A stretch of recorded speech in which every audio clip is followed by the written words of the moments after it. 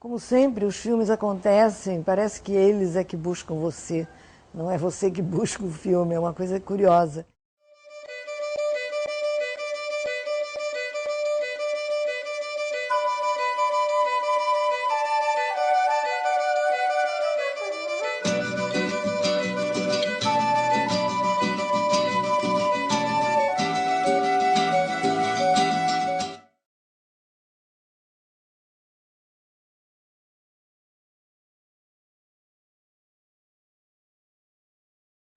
Eu não sei por que o assunto Carmen Miranda apareceu, eu acho que foi um pouco por causa do meu marido David, que era encantado pela Carmen e que diz ele que ele cresceu vendo desenhos animados de Carmen e ele não tinha ideia que ela era brasileira, não tinha ideia do que aquilo era, mas encantado pela imagem.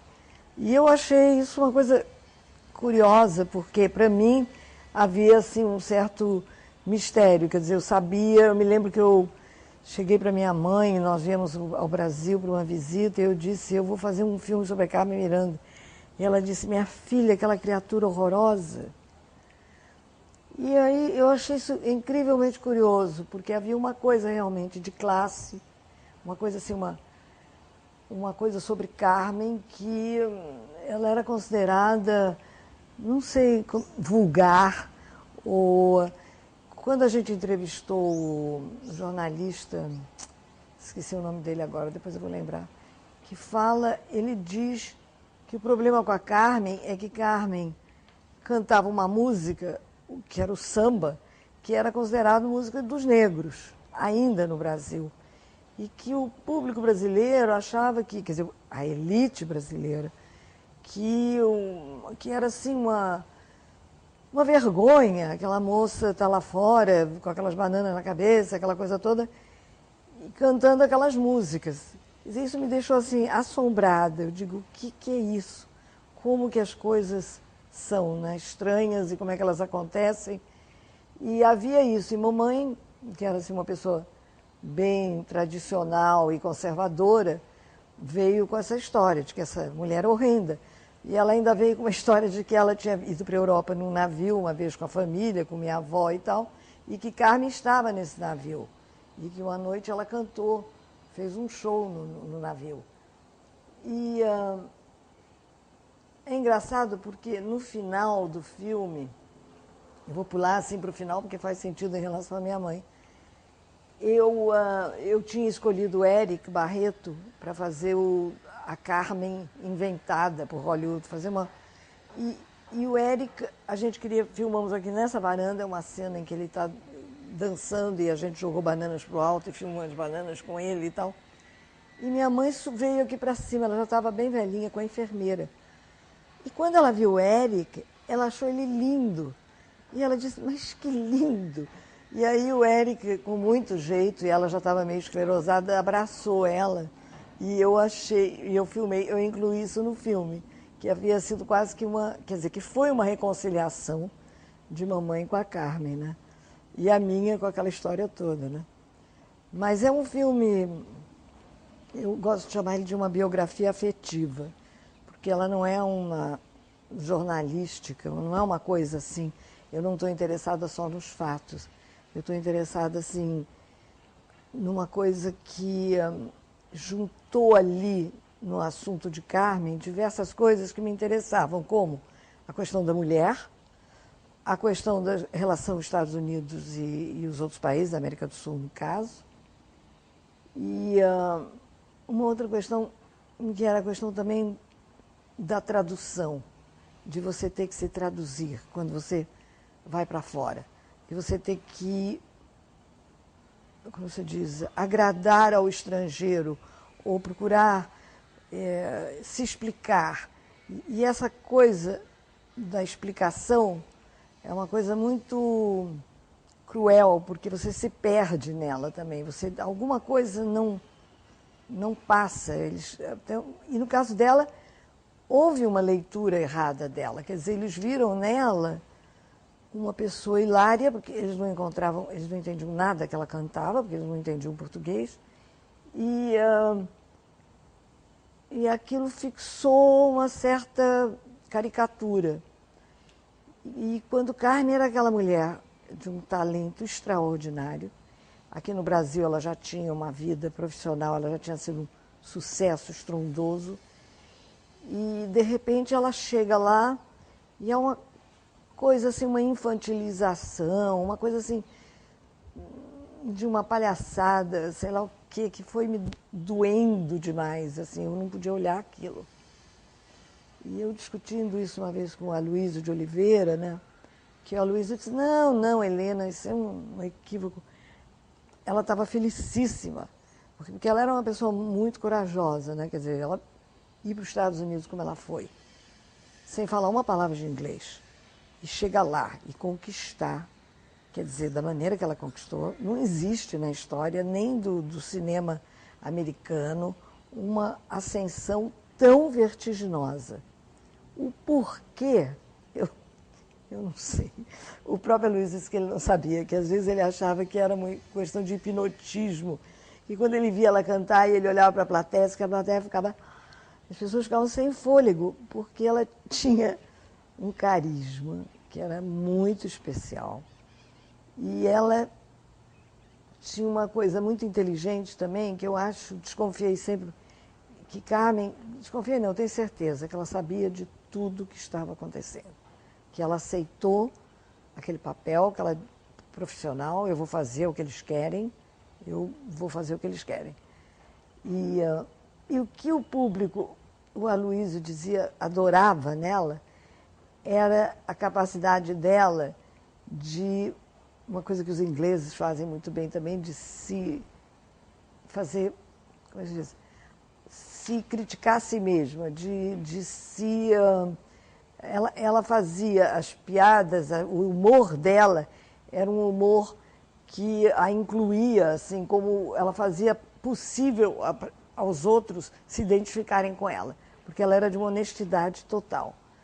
Então, foi isso, assim, um pouco a raiz da vontade de fazer esse filme. E agora eu estou falando, assim, eu estou sabendo, assim, exatamente o que se passou, mas foi um processo que aconteceu durante o filme. Quer dizer, no que eu comecei a pesquisar, é que eu comecei a ver que havia alguma coisa ali muito interessante, que valia a pena examinar profundamente. E havia o Rubem Blades, que era um cantor, eu acho que ele era porto-riquenho. Ele tinha uma música que chamava Carmen, Why Don't You Come Home? E essa ideia, Carmen, por que você não volta para casa, se fixou um pouco em mim. Eu fiquei pensando, eu vou levá-la para casa. Eu vou levá-la de volta, porque não é possível que as pessoas não tenham entendido quem era essa criatura. E eu gosto de acreditar, talvez seja assim, uma pretensão minha enorme, mas que o filme tem ajudado isso um pouco, que as pessoas... que foi pela primeira vez que se examinou a imagem desse ícone dessa forma, como nós fizemos nesse filme. E como eu disse, o David foi assim, importantíssimo nesse filme todo, porque ele era para mim um interlocutor. Quer dizer, eu podia... Quando eu resolvi eu narrar o filme, que foi uma coisa meio assim, assustadora, porque uma coisa pior do que você ouvir sua própria voz. Quando você grava a sua voz, você fica... O que é isso? Não sou eu? O que é isso? Eu me lembro que eu ficava gravando com um gravadorzinho, assim, não sei quantas vezes, às vezes assim, de madrugada, eu ficava andando por dentro de casa, gravando, procurando uma coisa que era o tom. Eu tinha que acertar no tom, eu não conseguia até chegar um momento que eu disse, é isso aqui é o meu tom. Quer dizer, é uma coisa curiosa, porque esse personagem, que sou eu, que fala no filme, é um personagem também fictício, que eu misturei, entendeu, com coisas, assim, aquela primeira frase do filme que diz, quando Carmen morreu, Eu não pude ir ao enterro, porque minha mãe costumava dizer que quando o povo sai na rua é melhor ficar em casa. Eu achei que aquilo já determinava uma certa... colocava esse dilema entre o personagem e o que uma certa classe de brasileiros pensava, né, sobre ela. Caribe era um homem da noite, ele era assim, ele era um cronista do Copacabana Palace. Ele era um homem fascinante, assim, muito sedutor, muito bonito, muito envolvente. E eu fiquei pensando até, de vez em quando eu converso com ele sobre isso, que a gente devia fazer um filme sobre ele, porque as histórias que Caribe sabe do Copacabana Palace, da noite carioca, daquele momento, e ele adorava Carmen. E ele aparece no filme, tem uma foto dele com Carmen, depois daquele show do Cassino da Urca, que foi horrível para ela, que eles vaiaram ela. Ele está no camarim dela, ela está chorando, ela está enrolada num roupão, e ele está sentado ao lado da cama dela, consolando ela. E ele ficou um amigo, foi uma pessoa assim muito interessante. Não, mas ele escreveu crônicas, escreveu poemas. Eu sei que ele tem uma filha, a mulher dele era uma bailarina, ele casou com ela, ele tem umas histórias mirabolantes. Anyway, é outra história. Quem sabe o próximo projeto aí, não? Pois é, eu estava pensando, tem esse e um ou outro, porque agora tem uma certa moda das biografias, né? Eu estava pensando, quem eu estava pensando era Aloysio de Oliveira. Eu vou encontrar com o André Midani amanhã para justamente... Ele era muito amigo de Aloysio, porque Aloysio foi um personagem muito incrível. Ele teve diversas vidas, né? Fundador da Elenco, Odeon, ele foi casado com a Silvinha Telles, ele escreveu letras de samba maravilhosas. E a gente o conheceu, ele já estava bem velhinho, mas ele foi essencial para poder entender algumas coisas de Carmen. Então, essa parte da pesquisa de imagem... Não, nós tínhamos uma equipe, realmente, a gente trabalhou muito nisso. Nós tínhamos uma pesquisadora maravilhosa, americana. Não tínhamos o Venâncio, eu quisera eu ter o Venâncio lá naquela época. Mas foi muito complicado e a gente não tinha grana, então, porque a gente não tinha imaginado como ia ser um filme caro, por causa justamente das imagens, principalmente da 20th Century Fox, que eles cobravam, dos filmes de Carmen, de Hollywood, que eles cobravam $8.000 um minuto de imagem. E passava um minuto, já era 8 outra vez. Então, era muito curioso, depois que o filme foi lançado, que às vezes eu ia falar em lugares para apresentar o filme, as pessoas perguntavam, mas por que não deixava aquele take rodar mais? Podia ter mais? Não podia, entendeu? A gente ficava contando a grana ali na mesa de montagem, quantos minutos eram. Foi muito difícil. E a gente não tinha ideia, no momento que a gente estava fazendo, de como ela era popular. A gente botou anúncios em jornais no Brasil, na Europa, nos Estados Unidos, pedindo a quem tinha tido algum contato com Carmen ou tivesse algum material dela que entrasse em contato conosco. Choveu, gente, mas era uma loucura. As pessoas mais malucas que você pode imaginar. Tinha um australiano que fez a Carmen Miranda Forest. Ele tinha uma floresta que tinha, olha, muita gente maluca. Ela atraía malucos. Mas a gente teve que dar um basta, porque começou a ficar impossível. Era gente demais, viu? Inclusive, esse inglês que casou com uma mulher chamada Carmen e deu o nome da filha dele, Carmen Miranda, e que tinha na casa dele uma sala, Carmen Miranda, a sala inteira, com fotos de Carmen, está no filme. Nós entrevistamos ele no filme, fizemos uma piada com ele, fizemos o Eric Barreto sair, de repente, de trás da televisão que ele estava assistindo o filme e fingir que a Carmen se reencarnou outra vez para ele. Mas não, o Cássio Barçante, que era um jornalista aqui do Brasil e que tem um livro muito bonito sobre ela, um coffee table, um livro assim enorme, também nos ajudou muito. Quem foi uma descoberta também foi um cara chamado Jesus Christ, primeiro namorado dela, que foi o namorado dela... Mário Cunha. Mário Cunha, quando ela tinha 16 anos. Mário já estava muito velho. E nós fomos lá para almoçar com ele, conversar e não sei o quê, e ele contando as histórias, e a gente disse, bom, nós vamos fazer uma entrevista com você. Aí, quando nós estamos saindo, ele diz assim, peraí, eu tenho aqui numa gaveta umas fotos, não sei se vão interessar a vocês. E abriu uma gaveta, que tem as fotos que estão no filme, que nunca ninguém tinha visto, que é de Carmen, praticamente, assim, é uma adolescente. Linda, linda, linda. E ele não tinha ideia, assim, de interessar a gente. Mas ele era um campeão de remo do Flamengo, um homem muito bonito. E disse que Carmen tinha sido a paixão da vida dele. E vocês também entrevistaram mais de 16 pessoas, né, que conviveram com ela. Pois é, era muito esquisito, era assim... Era horrível, porque era assim, essas pessoas, evidente, já estavam com 80 e poucos anos. Nós chegamos no limite do tempo. A gente tivesse esperado mais um ano ou dois para fazer esse filme, a gente não ia ter esse tipo de depoimento de primeira pessoa, né? Das pessoas que conheceram realmente ela. Então a gente entrevistava e a pessoa morria depois. Então foi assim. Foram morrendo. Nós fomos correndo contra o tempo.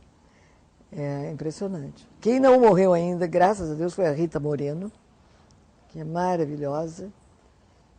Mas morreu o César Romero, morreu o Laurindo, morreu o Aloísio, morreu o Ted Allen, morreu a Jeanne Allen. Quer dizer, a gente, sem saber, sem ter pensado nisso objetivamente, fizemos o filme na hora certa. Absolutamente na hora certa. A verdade é que quando você pega um assunto é porque você já tem uma empatia. Ele já fala alguma coisa a você, porque senão você não teria interesse naquilo, né? Então é um pouco... Essa coisa que Coutinho faz também de se incluir no filme, né? O Michael Moore, nos Estados Unidos, que ele está em um exagero, ele entra no filme, ele é o filme, né? Mas eu acho isso bacana. Mas isso foi uma coisa pensada ou intuitiva? Porque... Você fala pensada em que sentido? Vou fazer um filme com esse formato, que tem Não, essa linguagem. jamais. Não. Foi uma coisa assim, de necessidade mesmo de querer dizer o que eu estava sentindo em relação àquela imagem, àquela pessoa que me deixou muito, muito tomada. Fiquei muito tomada pela ideia de Carmen. Porque tinha ali tudo, assim, quer dizer, é um filme, é uma história de vida que tem o arco dramático, tem tudo que você quer. Quer dizer, uma menina pobre, veio de Portugal, que tem uma ascensão vertiginosa, que se torna assim uma princesa, e depois a descida, a caída trágica. Eu acho que o filme, o ficção sobre Carmen, eu não sei, o Aloysio me disse que nunca vai ser feito, porque ele disse que existe uma maldição. Aí ele me disse que ele tinha guardado, e depois foi verdade, ele me levou no apartamento dele, que ele tinha aqui fechadinho, porque ele já estava morando em Los Angeles, que ele tinha por volta de 39 roteiros, que foram mandados para ele, em diversas épocas. Esse filme é um filme que muita gente quer fazer, mas ninguém consegue. Não consegue. Nós trouxemos 2 produtores dos Estados Unidos para se reunir com a família aqui, e eles saíram correndo. Porque quando eles viram a confusão da família, dos direitos, para começar, quem pode fazer Carmen? Quer dizer, quem pode fazer Carmen? A Carmen, as As apresentações dela eram em português, em inglês, em espanhol. Ela cantava, ela dançava, ela era uma Madonna quis fazer. Jennifer Lopez já se propôs a fazer. Aí não, tem que ser uma brasileira. Quem? Eu pensei na Bebel Gilberto. A Bebel é muito engraçada, porque a Bebel é pequenininha, que nem a Carmen, né? E a Bebel, uma vez, lá em Nova York, no Brooklyn Institute, ela fez uma apresentação como Carmen, ela se vestiu de Carmen. E eu achei fantástica, achei ela maravilhosa. Mas, enfim, o filme não sai. Tem muita briga de direitos, de todos os sentidos. Eu acho que quem está com os direitos agora, já passou de mão em mão em mão, é a Paula Lavigne. E eu não sei o que ela está pensando. Mas aquele diretor australiano, Buzz, que fez Moulin Rouge, que é maravilhoso. Ele tem um negócio que, para mim, eu acho que seria perfeito para um filme sobre Carmen. Acho que seria. E ele esteve aqui no Brasil e ele procurou Paula, mas não deu em nada. Enfim, quem sabe um dia vai se fazer um filme. Talvez ela não queira ser imitada. Pois é, difícil, né? Aquela figura. Muito difícil. E o seu filme foi um grande sucesso, né, Helena? Trajetória. Foi um espanto para nós, porque a gente não estava sabendo que ia ter uma audiência tão grande. E quando nós chegamos aqui no Brasil, com uma cópia embaixo do braço, nós não tínhamos visto ainda o filme projetado em tela grande. E fomos direto para Brasília, que era o Festival de Brasília. E chegamos atrasados ao festival. O festival já está praticamente consumado, assim. Já haviam apostas de quem ia ganhar, tinha um filme lá que era o preferido. E nós chegamos, assim, morrendo de medo. E arrumou-se lá uma projeção. A projeção, acho que ele foi o último filme para fechar o festival. E foi uma coisa, foi impressionante. As pessoas aplaudiam o filme no meio, se levantavam, gritavam, e nós ficamos assim, perplexos. E ganhou o festival, acho que ganhou junto com esse outro que era um filme que chamava, era um filme interessante, Louco por Cinema, não sei de quem era o filme. Mas, enfim, e aí ele foi apresentado em Nova York, no Museu de Arte Moderna, eu acho. Depois ele entrou em cartaz.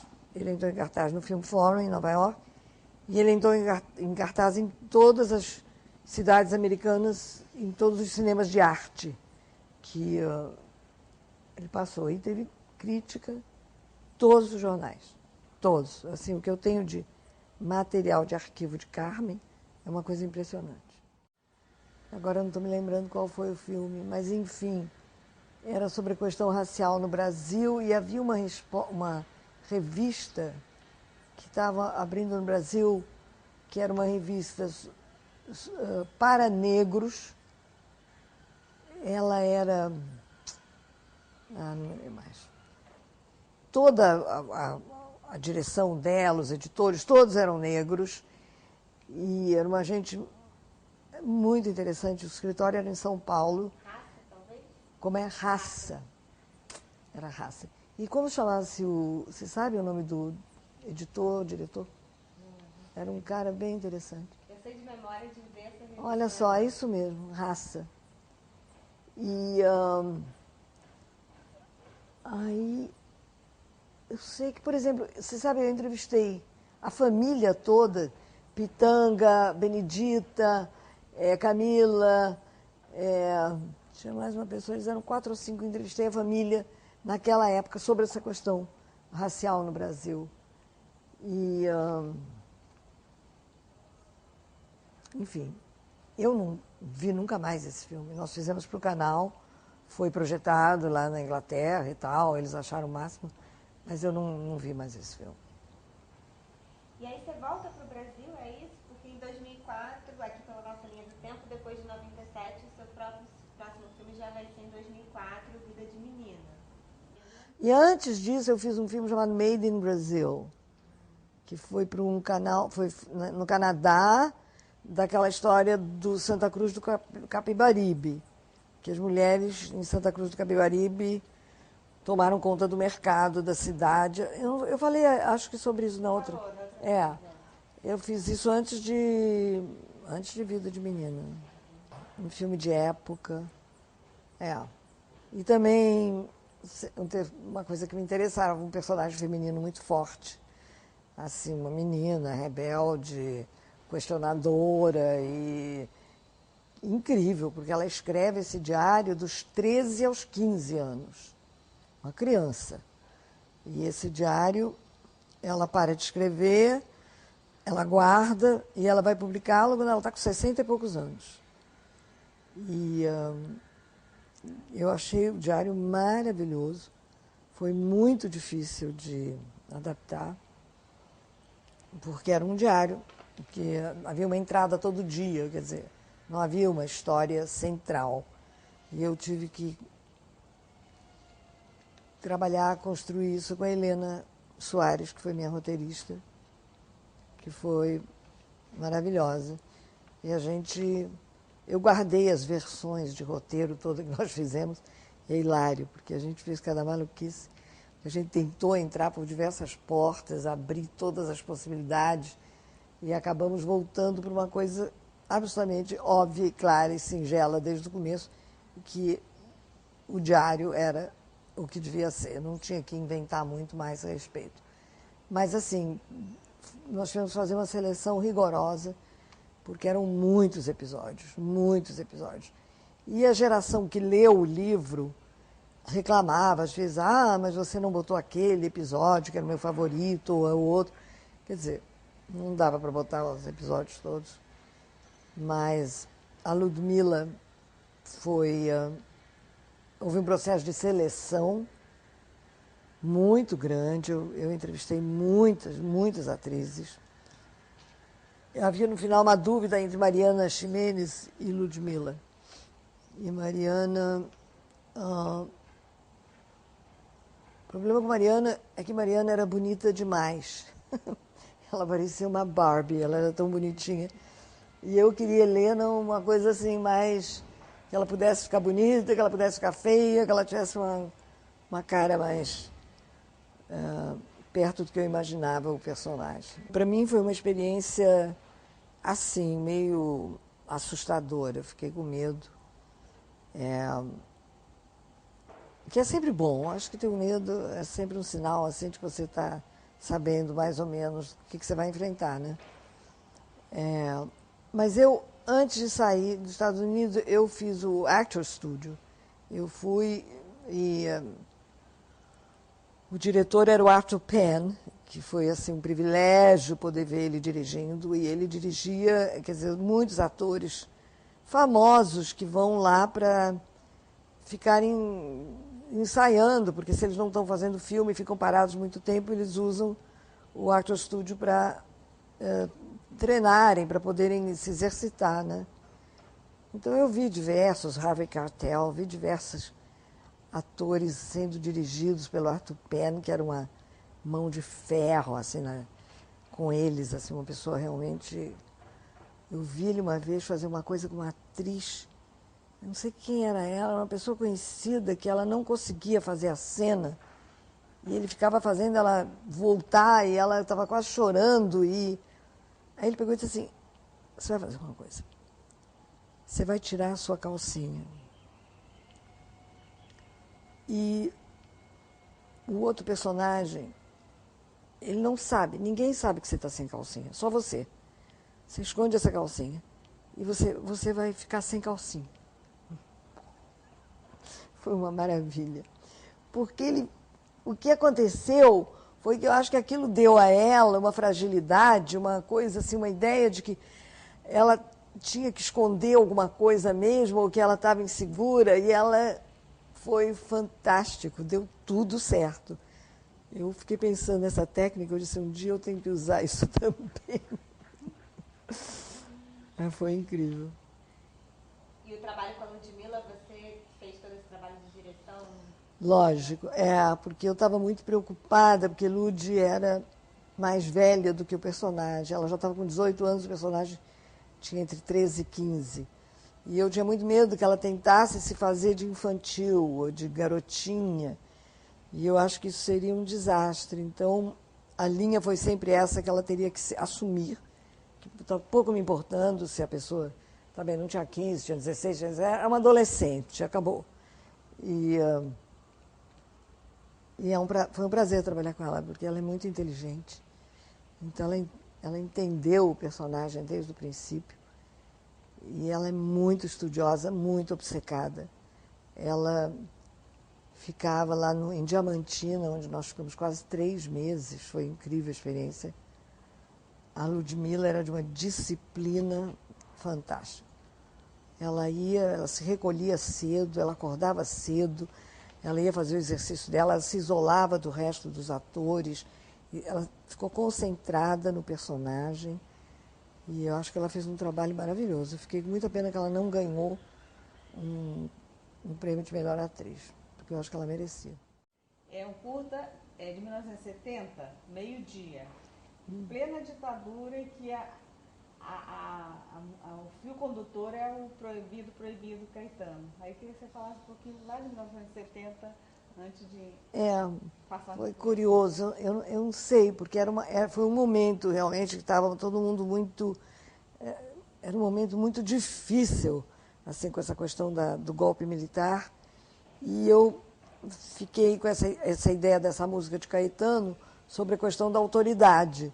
Nessa época, por causa dessa questão do golpe militar e a questão de uma censura também, e falta de recursos e tal, eu resolvi que eu queria filmar, eu queria muito filmar.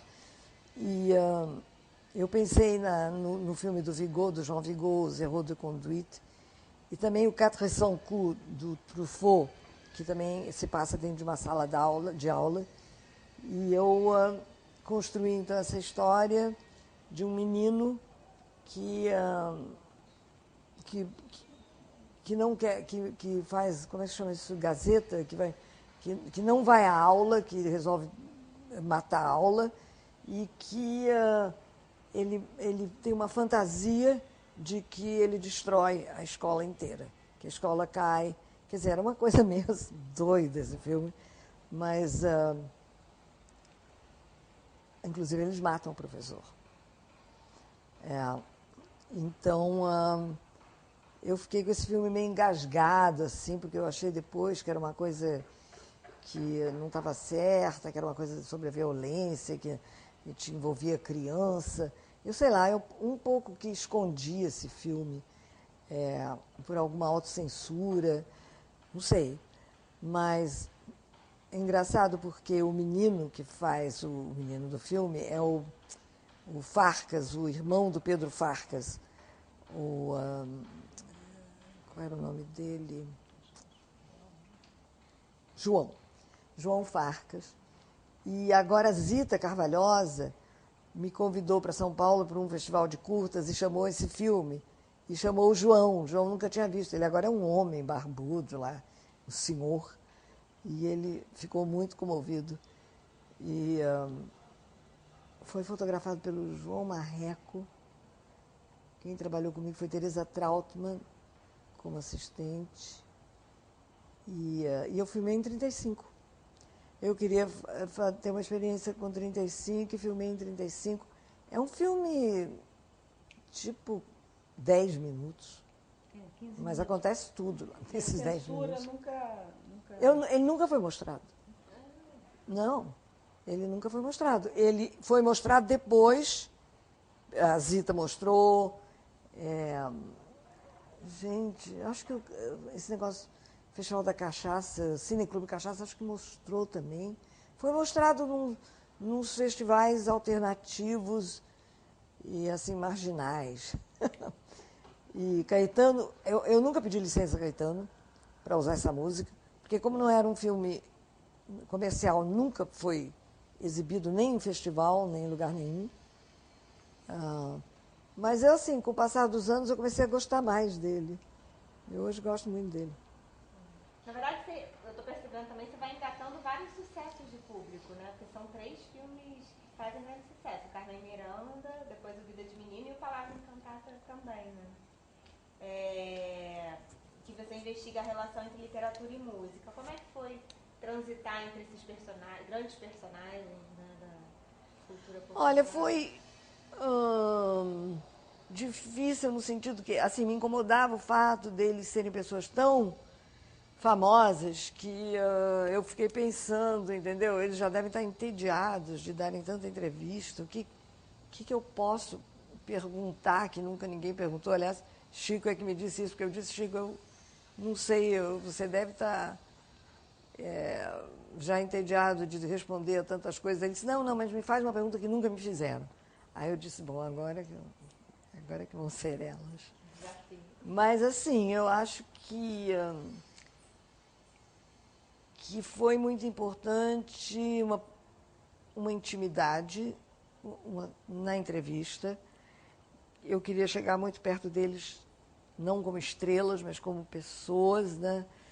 E para mim foi também assim uma coisa assim, uma educação, porque eu aprendi muito sobre assim a cronologia da história da música popular brasileira. E algumas descobertas, quer dizer, as pessoas importantes. Quem me trouxe essa ideia foi o Márcio de Belian, o nome dele, que me trouxe o argumento. E aí eu fiquei pensando, eu disse, bom, então vamos fazer uma pesquisa, e chamei um grupo de pesquisadores, que era o Júlio Diniz, que era da PUC, diretor do Departamento de Literatura, o Fred Coelho e a Elozinha Tapajós, que, aliás, morreu agora, né? Eram esses 3, que eram feras, eram pessoas, assim, que realmente me abriram, assim, todo um mundo, assim, de...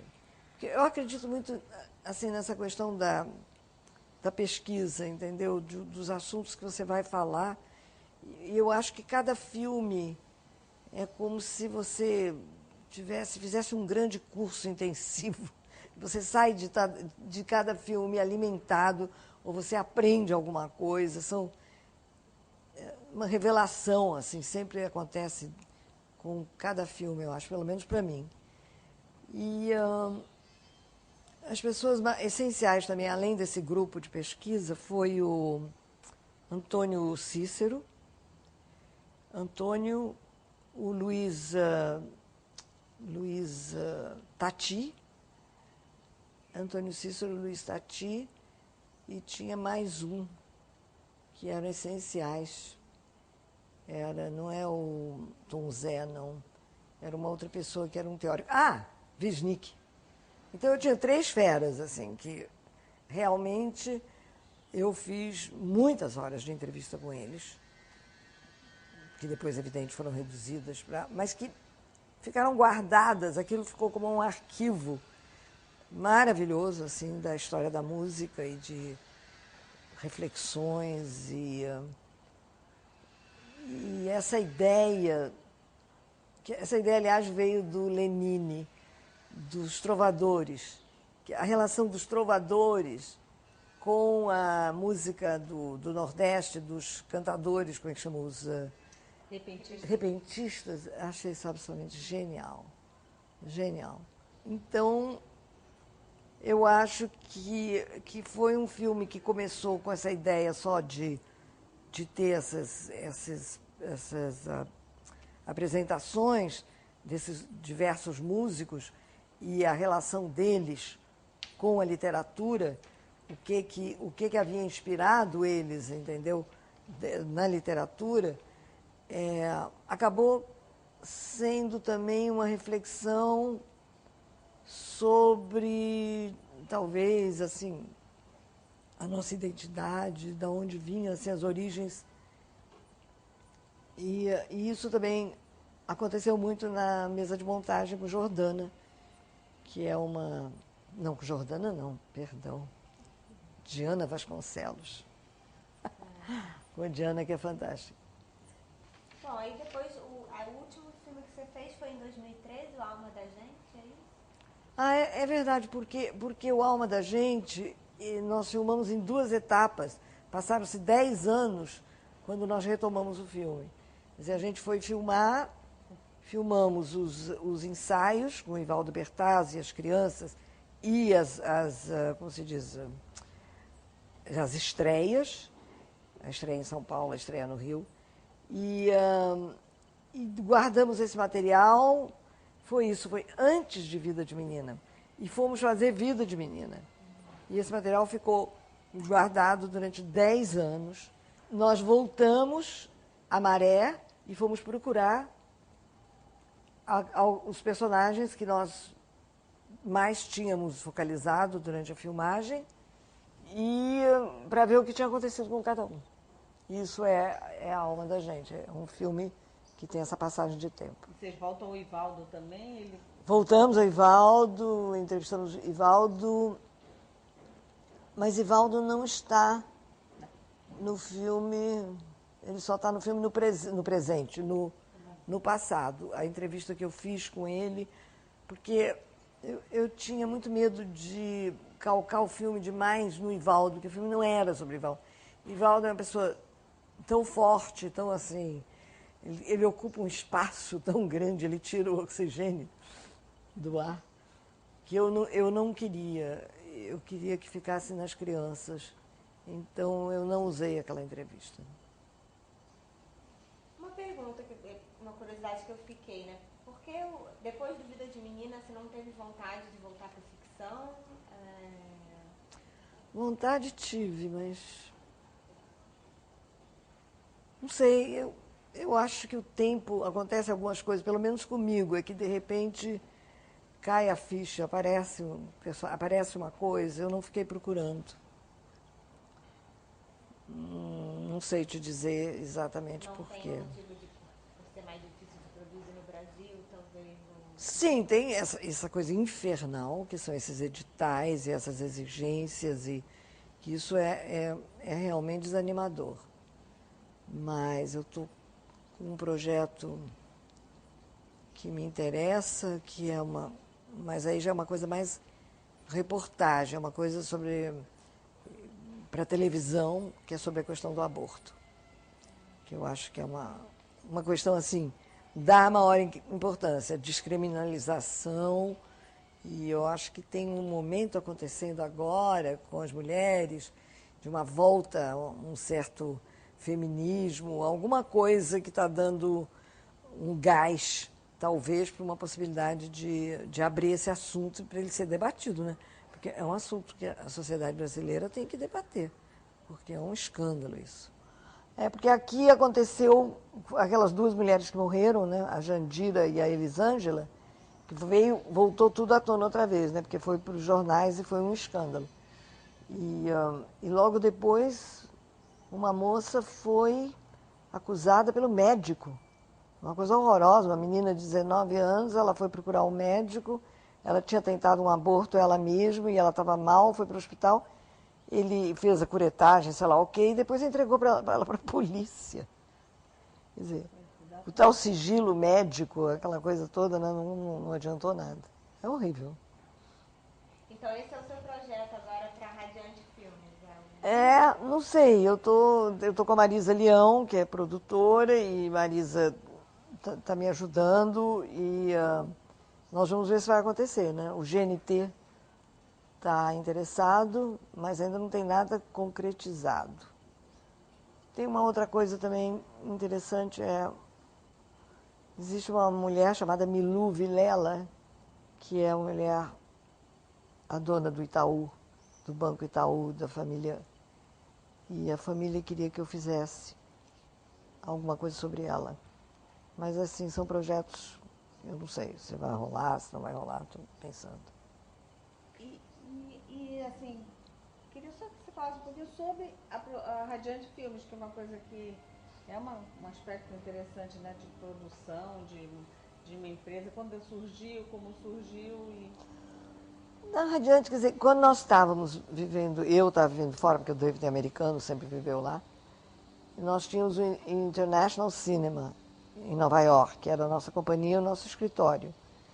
E quando a gente veio para aqui, a gente quis abrir um escritório com o nome de uma companhia brasileira, né? E aí é curioso que na Carmen Miranda tem uma cena em que a Carmen, ela começa, quando ela é menina, ela a fazer chapéus. E essa loja, uma das mais antigas na cidade de chapéus, chamava-se A Radiante. E nós fomos lá filmar com a Letícia Monte, que faz uma Carmen jovem, né, adolescente. E eu achei esse nome genial, e aí nós resolvemos que ia ser o nome da nossa companhia aqui no Brasil. Mas, quer dizer, ela não é uma companhia, não é uma produtora onde eu tenho gente empregada tempo integral conosco. Quer dizer, na maior parte do tempo nós estamos ou escrevendo, ou fazendo pesquisa, ou... Entendeu? A gente não está rolando, não existe assim uma produção constante. Quando aparece o momento, a gente aí chama as pessoas que nos interessam, que geralmente nós temos quase sempre, usamos a mesma equipe, porque você desenvolve toda uma intimidade com algumas pessoas com quem você trabalha. Então, é uma coisa assim bem alternativa e bem independente.